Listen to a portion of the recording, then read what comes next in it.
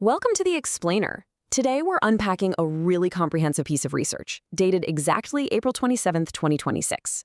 We're going to map out the entire funnel, from these massive global macroeconomic energy shocks straight down to one specific country's utterly unique strategic position, and that's Brazil. If you've been watching the markets lately, you already know things have been wild. Well, today we're going to show you exactly why, using the hard data. We'll be looking at geopolitical pressure points, some really surprising truths about energy demand, and a literal geological lottery that's shifting global power. Okay, let's dive into this. $128. That was the explosive peak price for a barrel of Brent crude oil in April of 2026. If you were scrolling through social media or catching the news back then, you probably remember the sheer panic rippling through the financial sectors. I mean, it was an absolutely earth-shattering number for the global economy. But to really grasp what that number means and why it happened so incredibly fast, we have to look at the exact mechanism that triggered it. It all came down to a massive geopolitical flashpoint, the Strait of Hormuz blockade. The International Energy Agency actually described this specific crisis as being worse than the historic oil shocks of 1973, 1979, and 2022 combined. And why is that? Because closing this single narrow waterway choked off a staggering 9.1 million barrels per day. To put that into perspective for you, that is roughly 20% of the entire world's daily supply, just vanishing overnight. It triggered unprecedented inflationary ripples across the globe, and it forced central banks into some incredibly tough positions. Section 1. The Reality of Oil Dependency and Myth-Busting the EV Revolution. You know, while that $128 price tag sent markets into an absolute frenzy, it also ripped the Band-Aid off a really hard truth about our ongoing absolute reliance on hydrocarbons. The price didn't just spike because supply dropped, it spiked because demand is remarkably inflexible. There's this massive, widely believed myth out there that the electric vehicle revolution is going to just end oil demand tomorrow. But think about our everyday essentials for a second. Aspirin, derived from benzene. Cosmetics and lipsticks, they rely on paraffin and polymers. Our modern medical system is entirely built on medical-grade plastics for hospital syringes, IV tubes, heart valves, you name it. What about our roads? That's asphalt, which is a heavy petroleum residue. And the global food supply relies heavily on tractor diesel for transport and petrochemicals for fertilizers.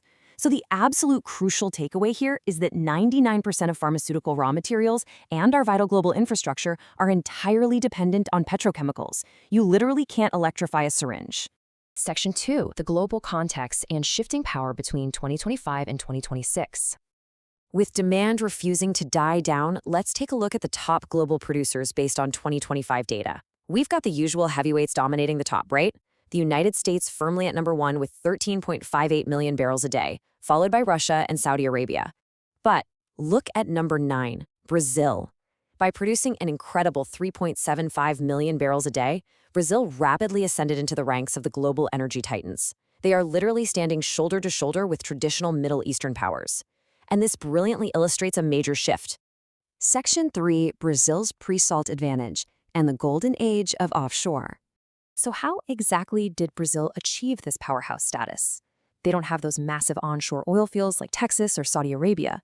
The answer is actually a unique geological lottery hidden deep underwater. They call it the pre-salt layer. This is an ultra-deep-water petroleum province, located beneath thousands of meters of crushing ocean water, and then beneath up to 2 solid kilometers of a geological salt crust. It is an absolute engineering marvel to extract oil from this kind of environment. It represents Brazil's greatest technological victory, utilizing massive floating production facilities to tap into these highly productive wells that just yield incredible amounts of oil. And the concentration of resources here is staggering. As of January 2026, the Santos Basin, which contains the pre-salt layer, accounts for an overwhelming 78.5% of the entire nation's total output. Think about that. These highly efficient offshore wells are pulling the weight for almost 80% of an entire country's massive production. It's breathtaking. Now, what's really interesting about this is the core economics behind that extraction, because those pre-salt wells are so incredibly productive, they're highly competitive, with a break-even cost of less than $40 per barrel. Compare that to the U.S. shale industry, which is notoriously cost-intensive, often requiring prices upwards of $50 to $60 per barrel just to break even. This incredibly low lifting cost basically acts as an economic shield for Brazil. It keeps them highly profitable and competitive, even if global prices were to just unexpectedly crash. Section 4, Risks and Strategic Scenarios, projecting to 2050. Okay, so we've seen the present-day triumphs. We know why Brazil is winning today, but let's zoom out decades into the future. We have to address the looming elephant in the room that every single energy market is facing, the long-term energy transition. We essentially have two drastically different, clashing global futures being projected for 2050. On one side, the International Energy Agency's net zero scenario predicts a sharp 13.4% annual drop in demand to meet climate goals. If that plays out, oil-heavy countries risk sitting on massive, stranded assets, infrastructure that just suddenly loses all its value. But on the other side, the OPEC forecast projects something totally different. They project that fossil fuels will still supply 70% of the world's energy for decades to come, driven by massive population growth and industrialization in developing nations. These are the huge strategic risks and technological bets countries like Brazil are forced to navigate today. So, seeing all of this, the $128 price shocks, the heavy structural reliance on petrochemicals, Brazil's incredibly cheap extraction, and the wild uncertainties of the year 2050, I have to pose a question directly to you. What does this actually mean for investors? How do you use this information? Well, before your mind starts reallocating your portfolio, I need to jump in with a very firm reminder.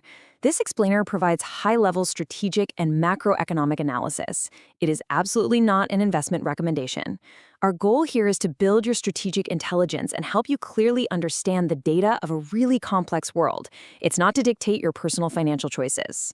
But hey, if you do want to keep building that intelligence and sharpening your understanding of these massive global shifts, you need to stay ahead of the curve. Make sure you follow the Macroeconomic IA channel. We dive into amazing daily insights just like this, exploring everything from macroeconomics to artificial intelligence and cutting-edge technology. Access the links in our profile, hit that follow button, and stay tuned for all our exciting new publications. Thank you so much for joining me to unpack this data today. I'm going to leave our formal legal disclaimer right here for you, but I want to leave you with this final thought.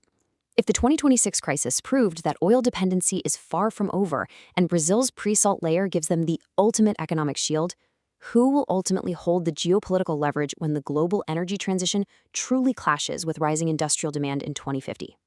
Keep learning, stay curious, and I'll see you in the next explainer.